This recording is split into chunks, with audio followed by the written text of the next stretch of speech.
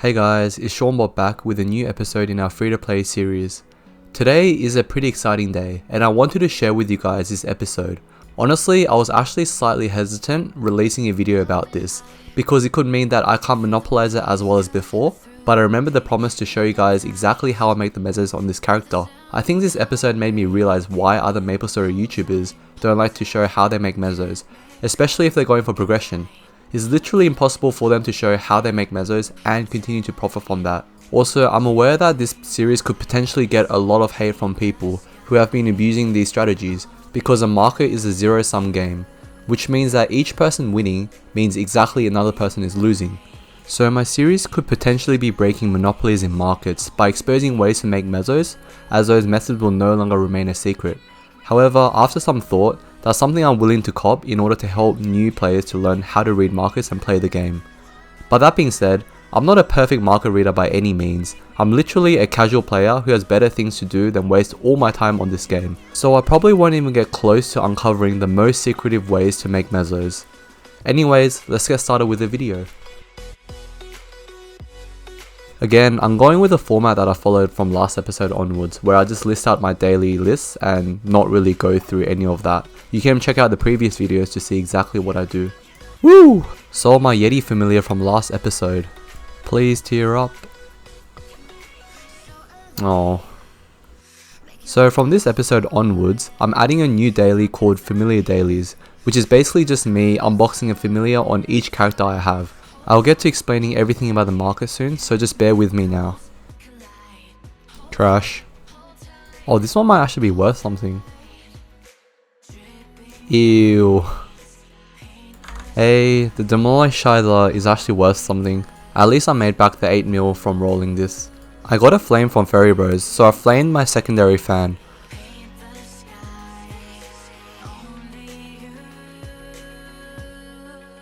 That's actually not that bad, wow.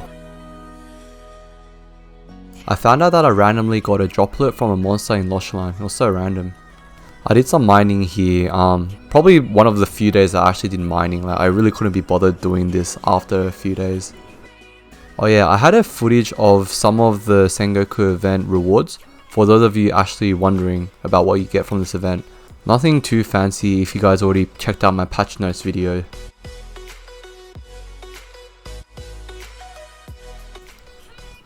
Master Cube, yes! Okay, Master Cubes, please tear up my fan. Nope. And nope. Okay, Master Cube, surely. And nope. RNG this again. More money donated to the symbol gods. 80 mil, what the hell? That's so expensive now. Holy crap. Okay, so I got 8 extra slots from Fairy Bros, and every time I expand my slot, my quality of life just becomes so much better. It's so worth picking this up, if you guys can. I trained a bit at Choo and then later on I switched to Yum Yum Island, because I'm trying to get my Kana to level 225. I saw my Demolished Shizer familiar that I got yesterday, so I was pretty happy with that. After that, I bought some more familiars. Oh, this wasn't actually much, but I was just showing on my Twitch which familiars are actually like jackpots to hit. These familiars are one of the few that are worth a bill. So they actually look pretty aesthetically nice as well. Ooh, Lupin. Lupin's actually a monster that you can't hunt anymore, so I'm pretty sure this is actually worth something. Ooh, Rets as well. Rets can't be hunted anymore in this game either. Hey, Rets is alright. I recorded my live reaction on Twitch just for lols. Wait, are you shitting me? Wait a minute. Wait, actually? Not that dramatic, hey. And holy, I spent 30 minutes trying to figure out how to do a 6 skill node setup. Usually people just do 2 sets of perfect tri-nodes, but you can actually do it more efficiently if you overlap skills between 4 nodes. So I experimented with the setup in that notepad. At least I have that out of the way now. I just have to upgrade my nodes now and I don't have to worry about my setup again. Okay, so now while my clips are rolling, I'm just going to be explaining this meso strategy I've been talking about since the start of this episode. If I see an interesting clip, I'll just pause my commentary and talk about that. And speaking of that, this is a very nice chair. Basically, I'll first explain to you this market. The familiar revamp occurred at the beginning of this year and was down for half a year, being brought back beginning of September. I had an old video in this channel on the familiar system and did some unboxing, so check that video out if you've missed it. So by default, we get one familiar slot per character, but when you unlock badges, meaning that you have to collect very specific familiars that contribute to a set, you can unlock up to 3 familiar slots. Once you unlock your first badge, you get an extra familiar slot for 2 familiar slots. And when you unlock 10 badges, you get an extra familiar slot for the max familiar slots of 3 familiars. Also, each badge gives a passive effect depending on the badges, and here is a few examples. Clearly, some of the set effects are better than others, and so the familiars that contribute to these better sets are going to be more in demand. Already, we can identify a big target audience here. Specifically, it's the people who want to unlock badges and need specific familiars. Ooh, another Lupin, hell yeah. Some familiars like Lupin here can't be hunted anymore in this game, and boss familiars are rare to hunt for, and they can both be attained in the Roro pack. Therefore, these are exploitable. For those of you who already haven't done so, make sure to unlock your 3rd familiar slot and get the good badge effects to increase your damage. Another target audience that I thought about are players who want certain familiars for aesthetic purposes. You can already see me shaking my head here, but apparently, some familiars actually look cooler than others, believe it or not. So this market is largely driven by these type of players. The problem, and the big problem here, is that this market is extremely niche. What I mean by that is that it's a very specific and narrow market. There are like over 500 or whatever familiars in the game, and each familiar buyer is only looking for 1 or 2 specific familiars in particular. What that means is that if you're astronomically unlucky, you can literally be holding a familiar worth 1 bill mesos in your inventory, but unable to sell it for months. Literally because this market is so small and you're just unlucky in the sense that nobody wants that very specific familiar. So there is a risk investing in this market because you could be holding items that nobody wants for a long time, and since profit is only determined when you actually sell something, you may not actually see profit for a while. But that's enough market analysis here. Now to give a context of why this is abusable. Ooh, I sold a lot of familiars today. Anyways, for why this is abusable, for those of you who noticed, about a month ago, the Tenebrous and Moonbridge monsters started dropping familiars, and these are very popular places for players over level 250 to train in. What that means is that there is a huge supply of these cheap familiars, with them costing 40k mesos each at the moment. With 200 of them, or 8 mil mesos, you can buy a Roro familiar pack every day on each character, which rolls you 3 random familiars, one of them potentially being an epic potential familiar. The cost here is 8 mil mesos, which means each familiar you're getting on average should be worth around 3 mil mesos each. But if you look at the market, clearly some familiars are worth so much more than that. Some familiars go for up to 1 bill mesos here, and even without specifically doing calculations, I could see profit. In the end, this is a meso strategy revolving around gambling, so you might not agree with me in the sense that this is actually a way to make mesos, but the expected value profit from this is a lot higher than the cost in my opinion. If you want proof of that, I've done this over the past 2 weeks and have accumulated 1 bill mesos from literally doing nothing. I still have 500 mil worth of familiars to sell, so I'm seeing this as a very comfortable way of making mesos. So TLDR, in my opinion, this strategy is a very high reward but high risk strategy. You could get familiars that are worth a bill each, or you could even get familiars that sit in your auction house for months just rotting away, depending on your luck. If you don't have many auction house spaces, you might not be able to see profit much from this, but if you're like me at the moment and only play about an hour a day, you might see this as a good opportunity to profit from. Creating a second account and selling familiars on it is not a bad idea either, and I was actually seriously considering doing that, but I just don't really want to play on a second account with this series. But yeah, this is my rundown on my meso strategy, and I encourage all of you to do a similar kind of analysis when you try to determine if a strategy is actually profitable. The main important aspects to consider are the audience and the profit margin. Ultimately, it comes down to how fast something sells and how much profit you can make out of it. But yeah, since I've explained that, I can continue focusing on my commentary of this video. As you can see here, I'm doing familiar dailies on 6 characters, costing about 50 mil each day. Oh, blue mushroom. But it's okay because I'm still just doing Ursus, daily bosses and Maple Tour, so I'm not losing too much mesos. Definitely doing this for 2 weeks, I can safely say that there really is a lot of trash familiars that have a high chance of coming out. I usually just equip those and disenchant them for familiar points. How I determine whether the familiar is worth selling is basically I look at the auction house to see the price that it's currently listed for, and if it's decent, I look at the history of that familiar being sold. If it's been sold within the past 2 weeks, then it's probably something people want to buy, so I sell it. If neither of what I just said occurs, then I usually just consider it to be a trash familiar and disenchant it. The live stream reaction add-in that I did earlier was pretty cool, so maybe I might edit that in if I see something cool here.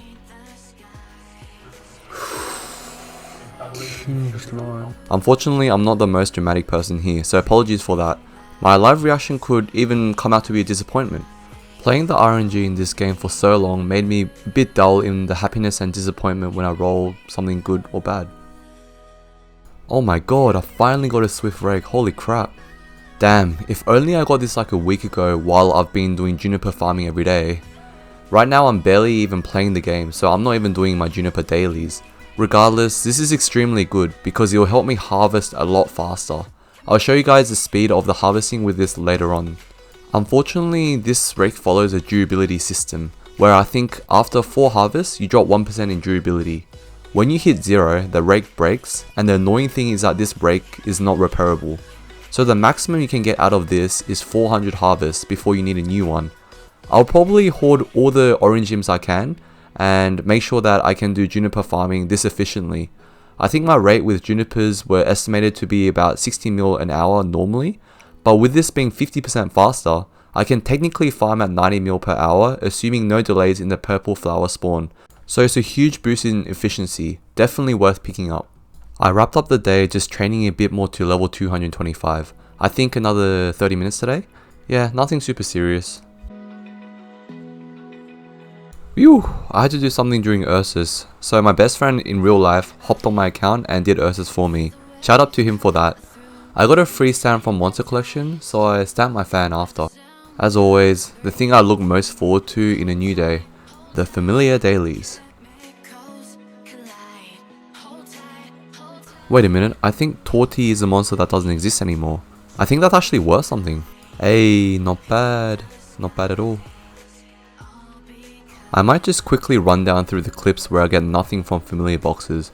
Oh yeah, this patrol bot was a bit weird because I'm pretty sure you can hunt that, but it's worth a lot. You might be able to just make profit from just hunting that monster, I think. Ew, that's an ugly snake. Holy crap, I got Manon. I realized the aesthetics on Manon is so sexy. Hopefully it's worth something. Ooh, not bad at all. Alright, I'll just quickly run through the hot garbage things I get as well. Come on, please tear up, please. Oh. And finally I hit level 225 today, which means I can unlock Arcana. I haven't really gotten around to doing my Arcana pre-quest even now, so that's still something I have to do. I'm just really lazy at the moment. Yeah, what the hell? The patrol bot sold. I'm pretty sure you can hunt that monster, which is a bit weird because you wouldn't expect the prices to be high then if you can hunt them. Yeah, for those familiars, I'm sure there's a few familiars that can go under that category that you can hunt them. You should definitely check out the prices for them, and if you can hunt them, you can probably make profit even without having to gamble on this. And I hope you guys like the thumbnail. I told my thumbnail maker to meme it to Yu-Gi-Oh! Because that's literally this episode in a nutshell. Ooh, this guy is worth something. I'm happy with that. Nah, I don't care about that. Oh yeah, this was a really weird case. The current price for this familiar is really high, but it's been sold for around 20 to 30 mil historically. Most competent buyers will look through the recent prices first to see if current prices are worth buying, or if they should just wait until prices drop. Therefore, I listed this monster for 30 mil. I got excited with the familiars that I got here because I thought they were actually worth something, but apparently they're pretty much worthless. So that's just kind of killed my heart today. But that's this game, man. Like this game, you know, you win some, you lose some, you just move on, whatever. Ooh. Clang's worth something. This guy's actually worth something. Honestly, I was slightly disappointed when I saw the prices, because I remember like a month ago, Clangs were worth like 400, 500 mil. So I was hoping that it was still that pricey, but it dropped a lot in price. So I really should have abused this a lot earlier, to be honest. Oh, Lupin. This is worth like 250 mil. I sold heaps of those. Okay, let's see this. You guys could probably tell I was super excited when I got Lupin again. This was the third Lupin I've gotten, and the first two I sold for 250 mil each. Disgusting. Oh, I've never seen that monster before. Has anyone heard of Elang? Big yikes. Yeah, this was pretty surprising. I've like never seen that monster before, so it's actually, I don't know, apparently it's worth something now. I got a miracle circulator from Fairy Bros, so I was trying to tier up my inability to legendary, because my endgame inability on this character is probably going to be the 20% item drop. Oh my gosh, I got triple S again. I don't even know how I got that, like I don't even know how the system even works. I am officially one with the godly control. That actually sounds really cool to me. It's like, I don't know, kind of reminds me of like Captain Levi and like that scene where Captain Levi destroys the Beast Titan. If you guys know, like if you guys have watched Attack on Titans. The stats from the title is also something that I won't say no to. Free stats. Pretty surprised that I sold that familiar, to be honest. Like I didn't even know it was like actually going to sell.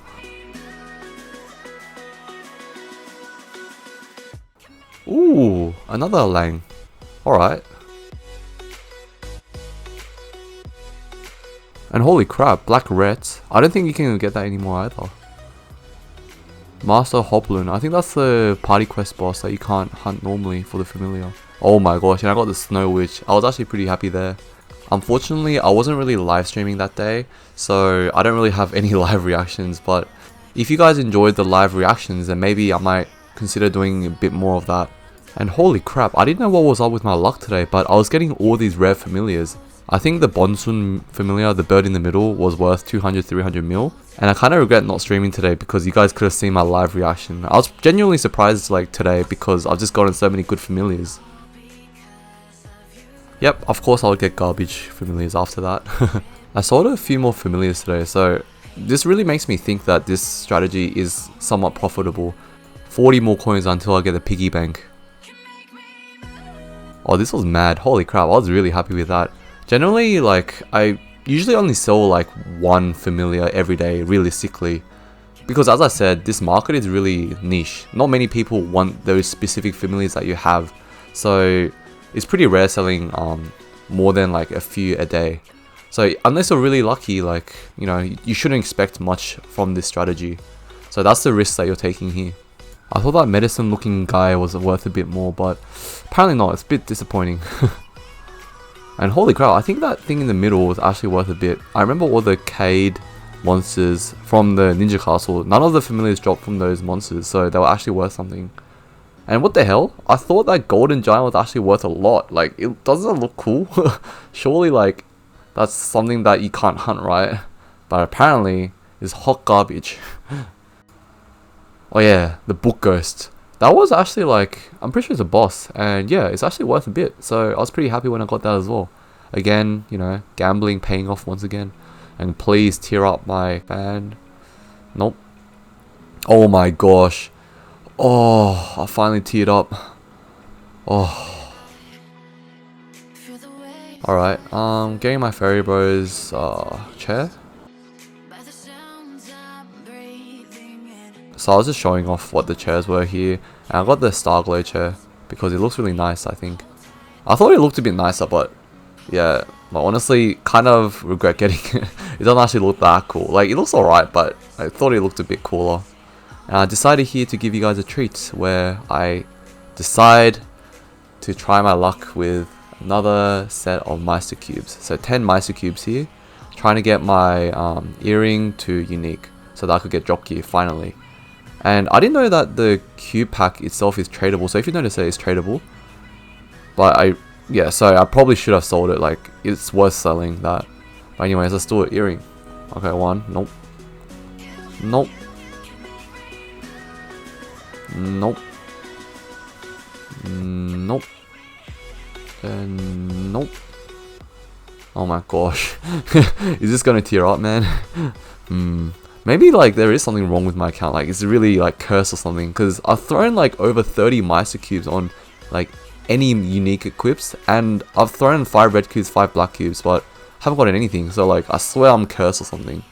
I remember a person asking me in the comment section under one of my old videos about how to level up your charm, so I recommend picking up the Fairy Bros gift every month and using it for your charm.